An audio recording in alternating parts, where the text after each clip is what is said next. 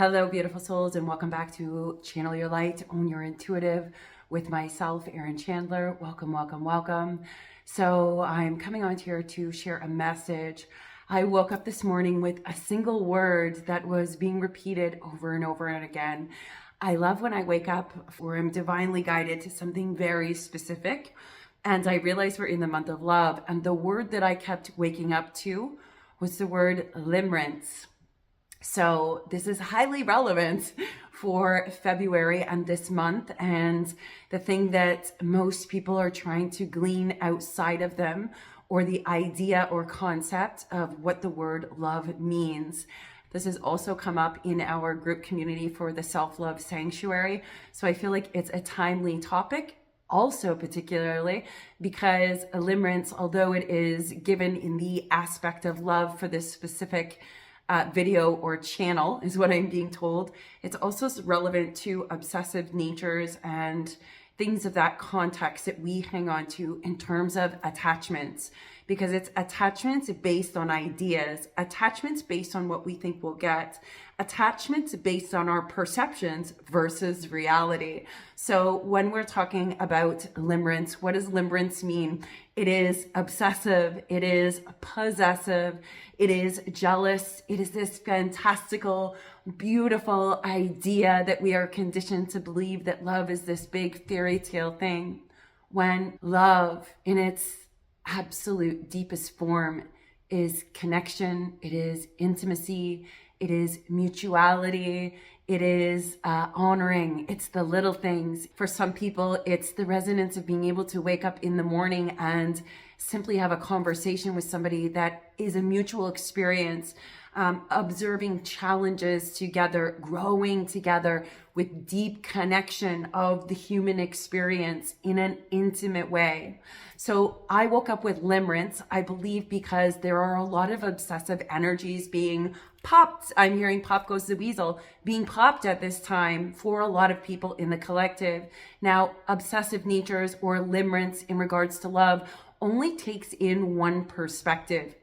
And perspectives are important because when we have an obsessive nature, I'm hearing we tend to ignore the red flags or the flaws, and we choose to focus on the things that we love about somebody. And if there's something that shows up as a red flag, those of you who have a preconceived notion or an idea of what love is, or what a romantic love be specific, says Ava, what romantic love is sometimes this idea, and it sets you up for failure because it is not that at the root of it at all. So if we are expecting and perceiving one thing, and yet that one thing is not at all what you're perceiving, you are naturally going to be disappointed or feel like it dissipates very quickly. So the word limerence is coming up really strongly in terms of how we view people, how we view the idea of relations, how we relate to others is actually how we relate to ourselves,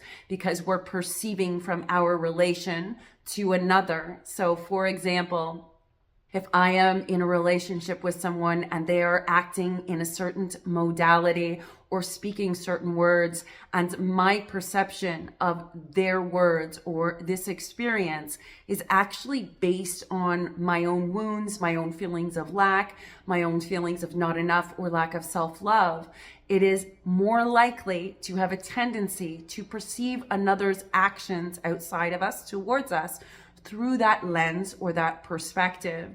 That is in essence what the mirrors are intended to be. How you relate to others is actually how you relate to yourself. Some people say that those in a state of limerence have a heightened delusion, and the delusion is not that they're delusional, although it may appear that way, but they create this fantastical story around a few different examples or ideas of what it is. So instead of actually seeing the person in front of them, it becomes this big, huge story, obsessive nature, possessive.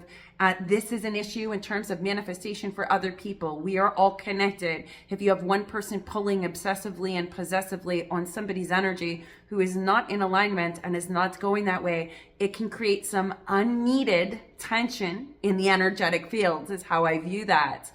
However, we're in the phases of detaching. That means anything in the rest of this month of February, going into March and into the rest of the year.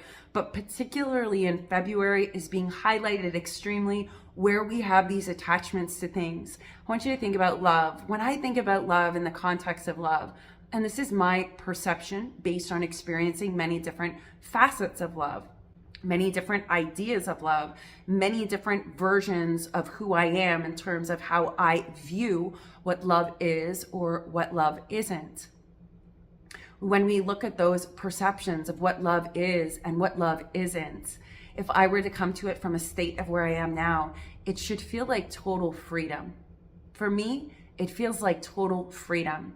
I am not attached to another, and they are not attached to me. It is a willing co-creation. It is a sacred reverence for another human being. And this can be through examples like your children. This doesn't have to be romantic. However, I'm being told this message is for somebody specifically about romance, and why that word is important is because how we relate to others is actually showing us how we are relating to ourselves. When we don multiple lenses and multiple views and multiple perspectives, we begin to see the multifaceted diamond, why people act the way they act, why they think the way they think. What is the root system? What is the belief attached to it? What is the wound attached to it? Because it's all about perception. If I am the perceiver and you are the object, or you are the, I don't want to call people objects, but individuals or essences or energies that I am perceiving, if I am to only perceive it from my own limitations, my own little me and my own little experiences, I have just literally closed the door to so many things. But the moment I open it and think about it in a more open-minded way, I'm actually opening the doors to a multifaceted opportunities. I like to use the example of real love as our children. There is this state with children where you are there 24/7. A deep kind of love is I'm willing to give you whatever you need, even at the cost of me having to do something extra, despite all the arguments we may have or my disagreements with your choices. There is a deep, abiding love, and I simply wish for you to fly and feel whole and happy within yourself. Love is not boastful. Oh, that poem keeps coming in. I just keep hearing love is not boastful. Love is not boastful. It is simple. It is a deep connection. It is a deep respect, and that is built over time. I keep getting the word empathy coming in, having empathy for others. Empaths is simply a path to feeling or sensing others. Not sure why that's coming in on this channel, but I feel like there's an empath on here that is really feeling and sensing the collective's lack of love or extreme love, or just sensing things on a whole other level right now. And this month is all about love. And if a month is all about love, that means we're probably going to be faced with the ideas or concepts or beliefs or wounds from different stories about what love is, in order to bring us to all about love. Because it's not just about what we think it is. It's not just about how we experience it. It's also the perceptions of it. And I'm being told, let me tell you right now, a lot of people are changing their perceptions of what they believe love to be, why they have loved, how they have been loved, how they have given love. How you relate to others is actually how you relate to yourself, not necessarily how the other is being. It's more based on your perception. This is a message for somebody who has been gravely, greatly, grossly misunderstood your entire life. People misunderstand you because they are misperceiving you, because they can only perceive you from the limited version or facet of themselves, or what they believe you to be meaning based on how they relate to themselves. They cannot understand your meanings or your true nature or perceive the essence of what you are giving them if they are stuck in their limited perceptions and can only relate to you based on how they relate to themselves. It's a very specific message, so don't worry about those people. Let them fall away is what I'm hearing. Let them slide away. You will know these people. Whoever this message is for, You have very heightened sensitivities, understanding that in misunderstanding you, you're the jewel. You are the thing that could not be understood because they were not ready to perceive it. And this is actually a gift from God. A gift from God is what I am hearing, because in that misperception of you, it was almost like keeping you, I'm seeing the cosmic egg. It's like keeping you in this nest egg, ensuring that none of those perceptions that weren't in resonance with you or weren't at the same frequency could really do any damage. And although you may feel that there was damage and somebody poked on the outside of your egg and cracked it, it don't matter. It's what I'm hearing. You can attempt to crack the egg all you want, but it's not cracking until the divine has decided it's so. It's not cracking until the inner workings, the inner aspects of you is fully gleaned in its power. This cosmic egg is birthing a universe. You are the universe is what I am hearing. There is no limerence. Let's go of that fantastical view. I'm being told for somebody on here, you need to let go of the fantastical, obsessive, possessive, the need to belong to somebody, and the need to own people. These are the things that are coming up in the collective consciousness. This is why the polarity and the duality is becoming so obvious and extreme. We are identifying where we have had attachments, whether it is for codependency, whether it is that limerence of obsessive, possessive, jealousy, all of those things. It's the need to make somebody pay for something they've done. All these different things that are coming up for us. And this may trigger a lot of people in terms of how you view things. Know that triggers are for divine healing. You cannot be triggered unless you have a wound or have a lack mentality or something that's been festering is what I'm hearing. And whoever this message is for, this has been festering for years. Do not shoot the messenger. It is not about the messenger. The messenger is simply delivering the message so that the message can change you, so that you can pull that out, heal the damn wound already, and move on, move into this level where you're supposed to be, where you're meant to go, where you know you're meant to go. We're just going to pull this up and forgive. Why would you carry the poison of another? It doesn't make sense. Back to the obsessive, possessive, jealous, hanging on, vengeful, spiteful, stuck in the mud kind of energy. That's really what the limerence represents. To be in that energy means you are unable to see from any other perception. And the delusional aspect is actually you only being able to perceive 1% of the totality of the experience, and then creating the other 90% out of your mind or this fantastical idea of what it is or who someone is, despite that not being the truth or the reality. So when we talk about deep love, being abiding, compassionate, standing its ground, it's very intimate. It is not possessive. It is not shameful. It is not blameful. It does not tie itself down. Think about this in relation to self-love. That's the kind of self-love we're being asked to give ourselves. Total and complete compassion, devotion to self, devotion to being loyal to the self, devotion to being honest with the self, devotion to working on the self, devotion to worshiping the self, seeing how far you've come. And this does not come from a place of, oh, I'm going to worship myself because I'm better than. This is coming for a message to those who worship other people, or other people ask you to worship them and project down to you that you are less than them, because you are not. You are exactly of the same worthiness. In fact, your belief or perception of it is the only difference.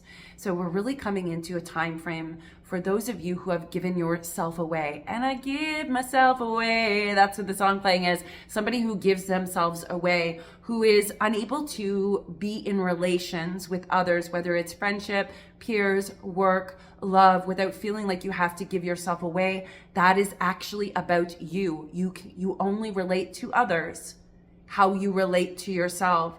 That's about you feeling like you don't have power and you have to give away your power. But ultimately, the truest, most beautiful, I'm seeing this beautiful shimmering diamond. The truth is You are seeing the facet of you who feels the sense and the need to give yourself away in order to relate to others. When you come back steadfast in your power, you will recognize that only happens if you allow it to.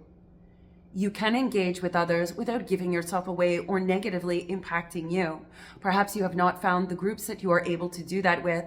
Perhaps you are being called to cultivate strong and firm boundaries and not lose yourself in others. So take it as it resonates. If that's you feeling like people take away from you, wondering why you're alone, you are alone for a very specific reason, but you are also there to cultivate your own personal power and a worshiping of self and recognizing it's a privilege to be with you and your energy. Just as it is all others. We are all powerful. Do not give your power away by telling yourself you have to be alone because people take from you. No, instead, tell yourself, I am choosing to be alone, to call back my power, to rediscover the self, to rediscover the divinity in me. And through this journey, I am able to interact and relate to others without attachments at all, without the need to give myself away. This is assuredness of self. This is absolute confidence and feeling at home. Feels like home to me. It's feeling at home in yourself, being at peace with your thoughts, being comfortable in your own skin, understanding you do not have to give yourself away, understanding that any of that type of a limerence, whether it's on the positive side or the negative side, and they're showing it to me as positive and negative. I'm not sure why, because to me, anything that's obsessive, possessive, jealousy, and feels the need to have people belong to them or to own them or to know more than them or have people know less than them, all is very, very imbalanced, egoic tendencies that we get conditioned into. It's kind of like I'm seeing somebody with their blindfold on, like blindfolded. That's somebody who's completely blindfolded. This message is not intended to shame, nor did I come on here with the intention to trigger, but I'm hearing somebody is going to be grossly triggered by this message. And just know it's for absolute healing, so you don't have to play the chord or play that symphony anymore or engage in that level. You don't need to. You are powerful. You are beautiful. You are magnificent. You are to be cherished and to be honored. This is why you must have devotion to self and understand that you do not have to give yourself away. You do not have to carry the poison of others. You do not have to attach or hook people or manipulate people. It is a freely given aspect. Love is this beautiful, intimate, mutual experience. And it comes in all forms. Family, siblings, parents, children, spouses. Somebody on here who's thrown dating to the curb. I'm hearing you're going to get back out there. Don't worry. And you will when you are ready to, when you feel strong and confident in who you are and you cherish who you are. So I feel like this is just a little message about pop goes the weasel, popping out or exploding or really seeing with a clear lens this idea of limerence versus love, because I feel like we're taught it's limerence for a lot of us, not everybody. And if we have devotion to self, limerence is no longer a thing. You will be able to immediately illuminate someone who is coming from that standpoint or that limitation of limerence, and you don't have to go there, and you don't have to give yourself away. So this is, I'm being told, this is a dual message. There's somebody on here watching this who is feeling obsessively and not even blindfolded. You're like blindfolded. You don't even recognize that that is an obsessive, possessive, jealous. You'll notice that's also the narcissist and the empath, right? The narcissist needs to own somebody and the empath needs to belong to somebody. If we put it in that dynamic, and I'm sure that you can see when you look at it like that, all those are our chains of attachment on both ends. One is done this way and the other one is done that way, but they're both responsible. They both have to be responsible for their own energy in order to release those attachments, bindings, chains, cords, whatever you look at that as or perceive it as. That's just what I'm being shown as to give the narcissist empath dynamic. The moment one person releases the chains of attachment, there's nothing else to attach to. Freedom. When you realize you are free, you will no longer be able to be hooked, nor would you want to hook another, is what I'm hearing. And there's something about that that is relevant, the word hooks. So undoing, untangling, detaching is your absolute freedom. And it's freedom because we're all one. You don't need to attach to anyone. At the ultimate truth of it, we are all one. There's no need to attach or create these bindings and attachments under this guise that I need something from you and you need something from me. We're all one. I am you, you are me. There's absolutely zero tolerance and zero need for that. And I'm hearing zero tolerance come in, which is very interesting. Zero tolerance is being laid out there, having a zero tolerance for codependency, having a zero tolerance of sacrificing yourself to give to someone else for something they could have done for themselves. There's somebody on here, you're learning to have zero tolerance of this limerence BS or state of being of limerence, which is very, very third dimensional mentality, very constricted, very dominant energy, dominance and submission. And for some reason, somebody on here, I feel like you're really coming out of that or really illuminating that. And perhaps for somebody on here, this is simply a confirmation for you that that's the truth. The very idea that we need to attach indicates that we are all separate. And in the detachment, we ultimately come back to the one, recognizing there is an abundant flow. We've clearly touched on a lot of different things during this channel and a lot of different information. I will trust that the interweaving, as always, I'm always being asked to trust the interweaving of multiple messages into one and how they all come together. And if you've been watching me for quite some time, you'll notice we always end where we begin, which is a beautiful state. And that's totally divinely guided and weaved for sure. Please let me know in the comments if this resonates for you. Let me know if this month of love is hitting you slightly differently than it has in other years. Let me know if it's devotion to self. Claim it in the comments. I am that I am. I am powerful. I am love. I am all of these beautiful things. Rewrite that program. Devotion to self is coming in. Cherish yourself. Understand you are the divinity incarnate walking on the earth plane. There is no need to possess another. There is no need to obsess over another. There is no need to create an attachment, a binding, or a chain in any way, shape, or form. We're all meant to be free. So I hope that you are enjoying the month of love. And if you wish to connect with me, in the video description box, there is a link to my website for private sessions as well as the upcoming courses. I cannot wait to see you there. Until next time, beautiful souls.